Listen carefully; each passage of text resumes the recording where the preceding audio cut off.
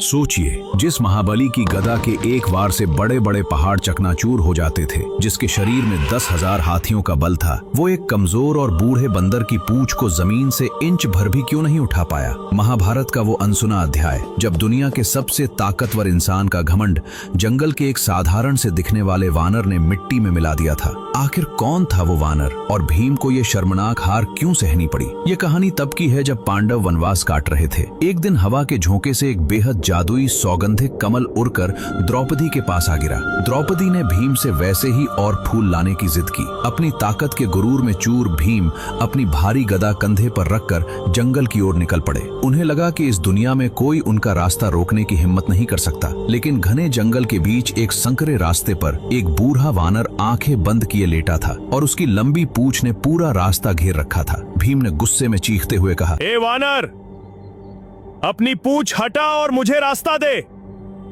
क्या तू नहीं जानता कि मैं पवन पुत्र भीम हूँ?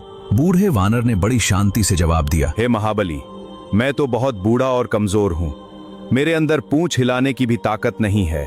तुम इतने बलवान हो, तुम खुद ही मेरी पूंछ हटाकर आगे बढ़ जाओ। भीम ने मजाक समझकर अपने बाएं हाथ से वो पूंछ उठानी चाहिए, लेकिन पूंछ हिली तक नहीं। भीम हैरान रह गए। उन्होंने अपनी गदा फेंकी और अपने दोनों हाथ लगा दिए। उन्होंने अपनी 10,000 हाथियों की पूरी ताकत झोंक दी। उनके शरीर की नसें फटने को तैयार थीं। माथे से पसीना टपकने लगा। उनके पैरों के नीचे की जमीन धंसने लगी, लेकिन वो पूंछ जमीन से एक सूत भी नहीं उठी। हांफते हुए महाबली घुटनों पर गिर पड़े। उनका सारा घमंड चकनाचूर हो गया। उन्होंने हाथ जोड़कर कहा, मुझे क्षमा करें, आप कोई साधारण वानर नहीं हो सकते। कृपया अपना असली रूप दिखाइए। और तभी उस कमजोर वानर की जगह एक ऐसा दिव्य और रौद्र रूप प्रकट हुआ जिसकी चमक से पूरा ब्रह्मांड रोशन हो गया। वो कोई और नहीं, साक्षात पवन पुत्र हनुमान थे। हनुमान जी ने भीम को गले लगाया और सिखाया कि ताकत का घमंड इंसान को अंधा कर देता है। अगर आपको बजरंग बली की यह लीला और उनका यह दिव्य रूप पसंद आया तो कमेंट्स में जय बजरंग बली जरूर लिखें।